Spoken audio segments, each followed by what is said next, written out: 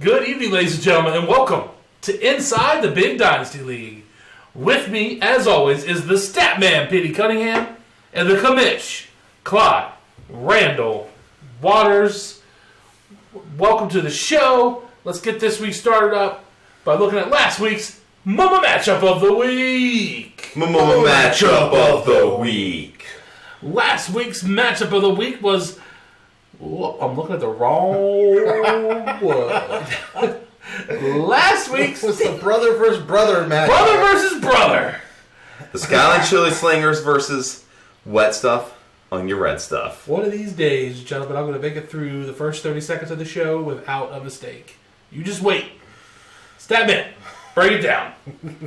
Man, did not see this result coming. Wet Stuff coming off that 48-point dismal record-setting, not in a good way, effort last week.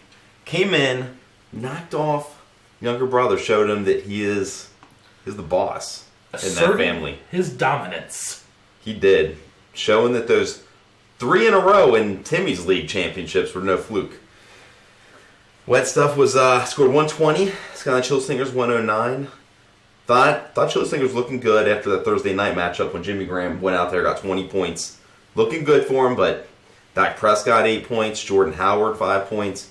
That defense only got 1. Rough week for the Chili Slingers. Ironically, both Skyline, I'm thinking stores. I'm sorry.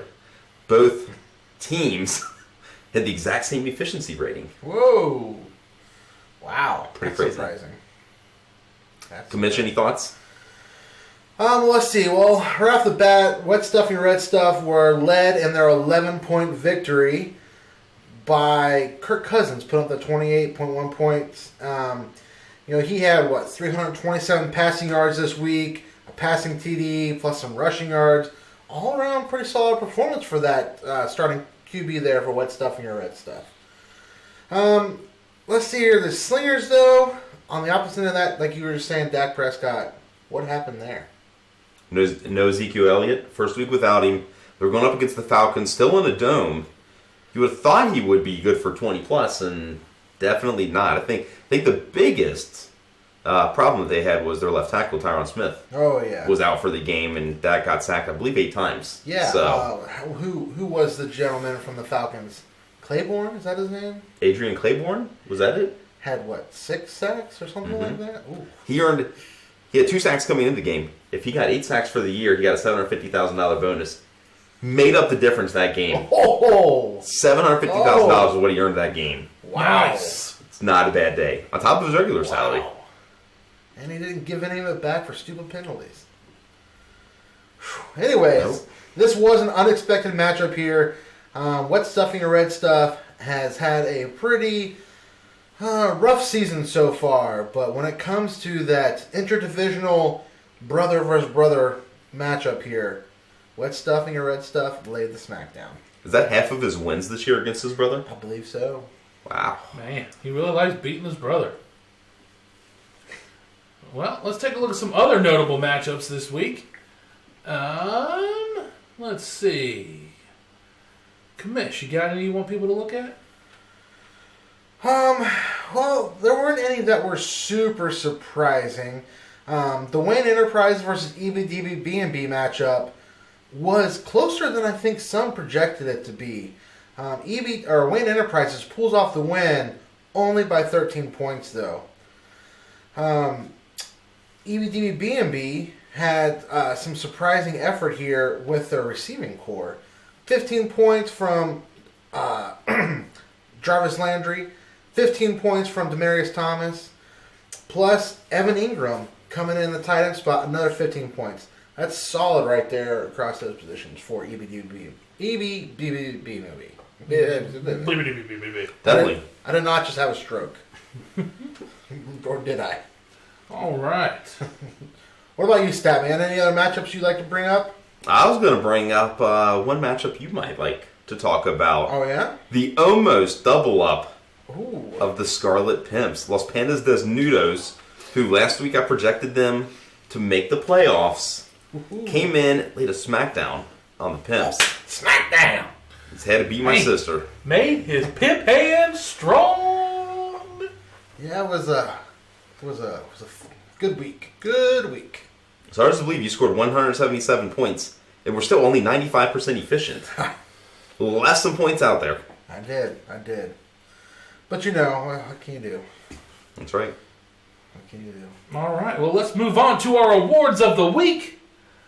This week, we're starting off with the Hershey Milk Dud of the Week, and that one is going out to who? Kamish.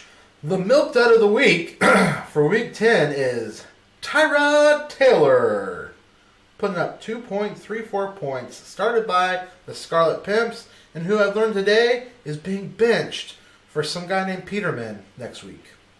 The Buffalo Bills are 5-4. I think they're in the playoffs if They're the season in the ended hunt. today. They're in the hunt. If not, they're in the hunt, and they're benching their Tyrod. quarterback. I don't understand that move. They had a bad week last week, but their defense has also been terrible. Well, I know this. They put Peterman in, the last two series of the game, and he went out and he was, I think, 9 for 10 with a touchdown. In garbage time. It was garbage time. I don't know. I just don't. I don't understand this move. Like, obviously, they thought their wide receivers were weak this year because they went out and got Kelvin Benjamin at the trade deadline. So I obviously, also picked up, who was it earlier in the season from Philadelphia? Jordan Matthews. Yeah, they got Jordan Matthews early in the season too. So they're trying. I don't understand. Who knows? Making these knee-jerk reactions sometimes comes back to bite people in the butt. We'll see what happens with the Bills. Next up, we got the Ram Pickup of the Week, brought to you by Ram Trucks. They're trucks. This one is going out to who? Statman. This one's going out to Garrett Selleck, 16.7 points for, yet again, the Scarlet Pimps with this one. So, is this Garrett Selleck related to the other Sellecks? Like Brent Selleck and what's the third Selleck's name? Bob Selleck? Jason Selleck? Did you know I work with a guy who's dating a girl who's related to the Sellecks? Oh. Is this the Selleck? I did not know Is this that. like Tom Selleck's kids? That's Selleck with an S. This is Selleck with a C. So not Selleck Waterfall Sandwich. No. What is the mustache game for these Sellecks? Is it weak or strong? They're Bearcats, if that helps you at all. Oh, I don't. However, did Garrett Selleck go to UC? I don't believe so. I know Brent and Jason did. I don't know where Garrett Selleck went to. I don't know. We need a consultant that can figure that out for us. Anyways, shout out to the Scarlet Pimps for picking up a Selleck. 2 for 2 on awards this week. Yeah. And we ain't done with the Pimps. The other ones either. All right, next up we got the Whoopin' of the Week, brought to you by Mike's Bodega, home of the best Cheez-Its and Pop-Tarts ever. And we actually got a brief commercial from them today. Let me ask you a question. When you're at work, do you get hungry? Do you feel a need for a snack? Do you wish you had a peppermint patty? Well, if any of that's true for you, then I ask you to, if you get hungry, eat something. And get that something at Mike's Bodega. We have cookies, we have Pop-Tarts, we have peppermint patties. We even have handcrafted wood pins in case you go into that meeting with a client, want to impress them, made by Overdale Woodworks. And don't forget, if your back gets itchy, we have high-end back scratchers both for rent, $1, or for OWN, $2. And remember, Mike's Bodega is located conveniently in the pit, next to Clyde's Cube and across from Billy's Cube. That's Mike's Bodega. We like our customers, and our customers like us. I got my back scratcher at Mike's Bodega, and it changed my life.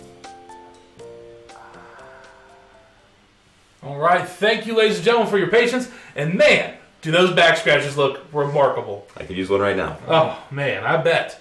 I've seen your back. It looks itchy. Who is getting the whooping of the week? Commish. The whooping of the week this week is for the matchup of Los Pandas des Nudos versus Scarlet Pimps. Oh, as we noted earlier, it was almost a discount double up, but it was an 87-point victory for Los Pandas des Nudos. And the Scarlet Pimps, well, it was not a happy week for the Pimps. Not a good week. Doesn't feel good to get pimp slapped when you're a pimp. That is very true. Trust me on that one. Old career. Next up, we got the Resurrected Team of the Week, brought to you by Lazarus Department Stores. This one is going out to Wet Stuff on Your Red Stuff, with going from record low points to a 72-point increase and winning against his brother, which is always a little bit extra better than just beating a random fluky. Fluky? I made up the word fluky just now. It's like a lackey. Can you define a schlub. It's like a flunky? It's like a flunky with a schnoozer. A flunky who's like fake. Yeah. It's a whole different thing. Which team in the league is a fluky? Don't worry about it. Now, what's up on your red stuff? Congratulations for your win. Welcome back to the winning life. Next up, we got the Poopery Poo Poo Team of the Week. And as you can see, the poop is coming out of the cornhole now. Going out to who? Statman. This one's going out to the Scarlet Pimps. Pimps.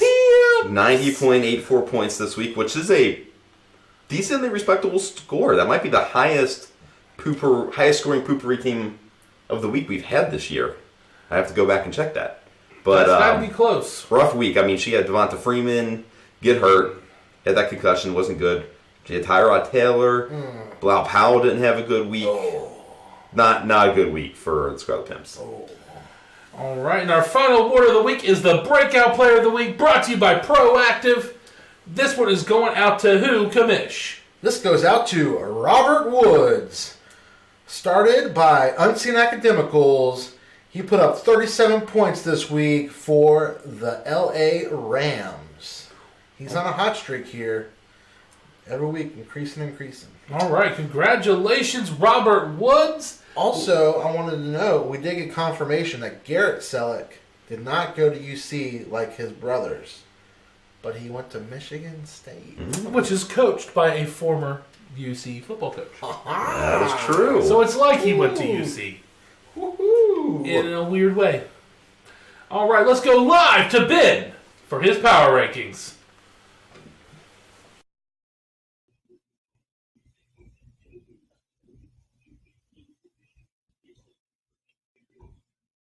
Welcome to Week 11 Power Rankings. Playoffs are coming in hot. Who do we think can make it? Let's take a look. We'll go 12 through 9 very quickly. We got the Bourbon Barons, Unseen Academicals, Wet Stuff, and EDB. They're not in contention. I don't think any of them are going to make it. I think from 8 down to 5, maybe 8 down to 4, we got a little bit of contention here. At number 8, we got the Chili Slingers coming off a big loss to the to the Wet Stuff on Your Red Stuff. That's bad. You need to improve on that. At 7, we got Get Hoffme, who continues to sell off his entire team and continues to win games. This is starting to look strangely like last year. Don't do it, Joel. Just don't do it. Number 6, we got the Scarlet Peeps. Former champ, just barely hanging in there. We'll see if she can improve and get in the playoffs and do some damage. Number 5, we got Mr. Clutch's fake football team. That big Des Bryant trade has not paid off. They lost a key piece of that line in their left tackle, and no one can do anything for the Cowboys right now. So let's see if he can do anything as the Clutches. Number 4, we got the Los Pandas des Nudos, and they're looking good. And my wife's phone is ringing with a spam call right now. We're going to go ahead and silence that. The Pandas, man, 2 running backs from the same team. Saints are crushing it, and so are the Pandas. Number 3, we got Wayne Enterprises with no Zeke for 6 weeks.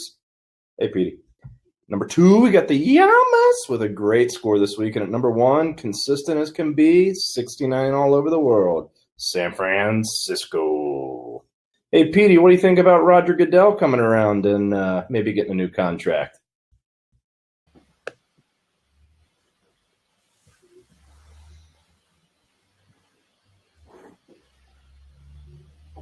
Ben, first off, thank you for the power rankings. Very happy to still be third. That the commish is coming on strong, though. This has kind of been my sleeper team since about week 3, week 4. I was like, man, this got some players on that team. I don't want to face them in the playoffs. Anyway, Roger Goodell, man, this Jerry Jones thing is pretty crazy. Guess he's still got 18 months left on his contract, but it seems like Jerry Jones is a little skeptical on bringing him back. I personally think they need to move on from Roger Goodell. I mean, this dude's asking for 40, 50 million.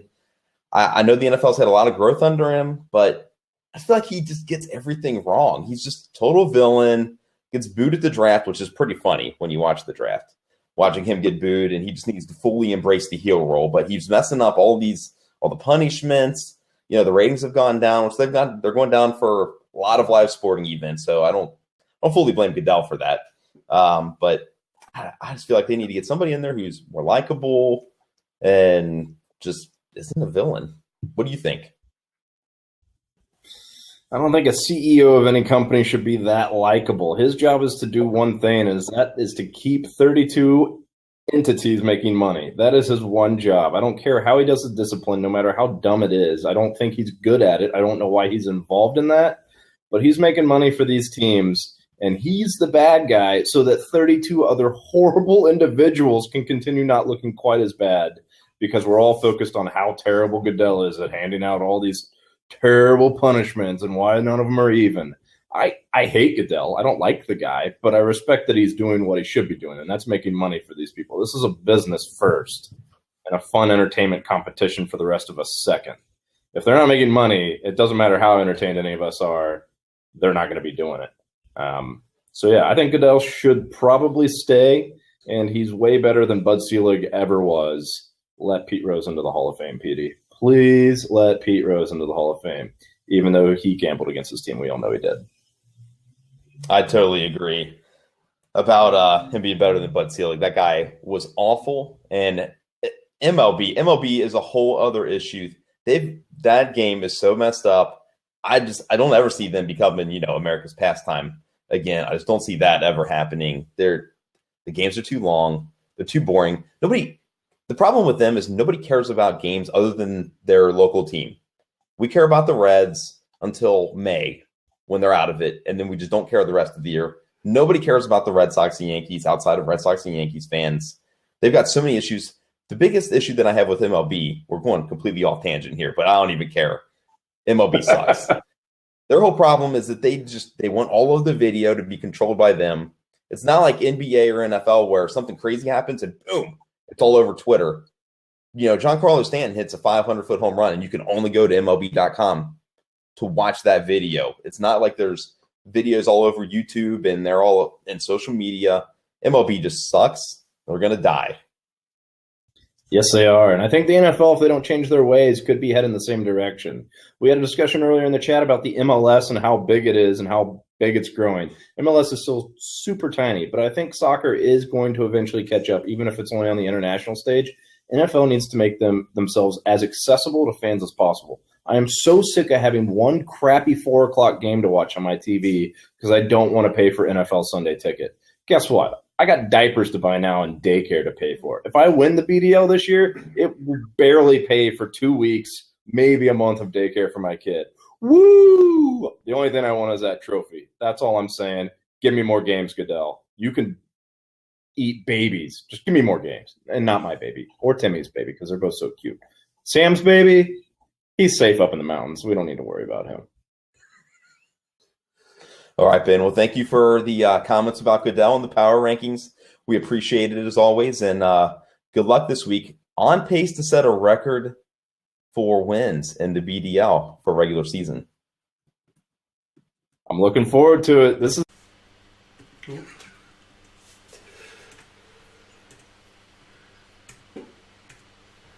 All right, we're back. And for the record, soccer sucks. All right, next up, let's take a look at next week's Mama Matchup of the Week. Mama Matchup of the Week. All right, this week's Mama Matchup of the Week is who versus who? Statman. This goes out to Mr. Clutch versus the Scarlet Pimps. Both teams fighting for playoff spots. I think this is by far the number one playoff intensive matchup this week. We also got Get Off Me versus the Llamas, which Get Off Me is in a must-win situation, even though they keep selling their team, trying to give it all away. I don't know. They want their cake and they want their cake and get to eat it too by making the playoffs and getting those picks. But we're going Mr. Clutch versus the Pimps. Great matchup. I predicted Mr. Clutch. I predicted both these teams to miss the playoffs, I believe. Actually, Mr. Clutch and the Pimps both scored under a 100 last week, so must-win situation. Commish, what do you think? Well, I think Mr. Clutch is 1-6 all time against the Scarlet Pimps. Ouch. Let's go the Pimps. And looking at the Pimps' current roster, they have some interesting plays they're going to have to make happen next week with the amount of buys they have. Garrett Selleck, their star tight end, was going to award this week on bye. Bilal Powell, he's not available. Graham Gano, kicker, not available. So, going to have to try to fill in those gaps. Tyrod Taylor. No. And Tyrod Taylor as well, yes. I think Freeman's out with a concussion as well. Oh, yeah. So, we picked the terrible matchup of the week, maybe. Just based on this, I'm going to have to go in on Mr. Clutch's fake football. You don't think Freeman will clear protocol in time? It sounds like he's going to be out this week and maybe more weeks. That's not good. As well. That's what it sounds like. I could be wrong on that. All right. Let's see. Did an interview with the owner of Mr. Clutch's fake football team, one Bryce Beckham, and he said, when these two teams get together, you can throw out their records. You can throw them out. Even though we talked about the Pimps roster being a little shaky in this one, owner Sarah Cummings said this is a game for the ages. She's optimistic about her team coming into this matchup. I don't know. I think right now she's, is it a 66-point underdog right now? Yes. 66-point underdog. Ugh. That's rough. It's bad. How bad? It's Real bad. All right, well, let's get the official ones on the board here. Commish. What? Who you taking? For this matchup of the week? Yes. As I noted earlier. I want the official on the record. Who is it? I'm taking Mr. Clutch's fake football team. Statman. Mr. Clutch's fake football team. I'm also taking Mr. Clutch's fake football team, which means the Pimps got swept. All right, next up we got the 2-minute drill. Starting off, we got Wayne Enterprises versus the Unseen Academicals. Statman, what are you doing? I gotta go Wayne Enterprises. Commish. Wayne Enterprises. I'm taking Wayne Enterprises as well, which makes this a sweep. Next, we got the Convicted Llamas versus Get Off Me. Get off me. Get off me. Commish. Well, while Get Off Me has been sticking around and still fighting for a playoff spot, while just selling off the dumpster fire they thought they had, I think it might be catching up to them this week because Convicted Llamas just keep on rolling. So I'm taking the Llamas. Statman. I'm going with the Llamas. I'm going with the Llamas as well, which makes this a sweep. Next up, we got the EBDBB versus the Cincinnati Bourbon Barons. Oh, yeah. I can guess how this is going to go, but we're going to do it anyway. Commish. Well, they finally managed to make a team somewhat competitive. I'm taking EBDBB. Statman. I'm with the Commish. EBDBB&B. I believe in myself, and I shall take the Bourbon Barons. Next up, we got the San Francisco 69ers, and that is a sex joke, versus the Skyline Chili Slingers. Commish, who you taking? Whew, boy. Well, the Slingers were hurting last week in that loss to their brother. Right now, I think they're favored. However, the Niners are just... Oh, man, they're just hard to beat this year. I'm taking the Niners. All right, Statman. Going with the Niners. I'm going with the Niners as well, which makes this a sweep. And our last matchup this week is Wet Stuff on Your Red Stuff versus Los Pandas Desnudo. Statman, who you taking?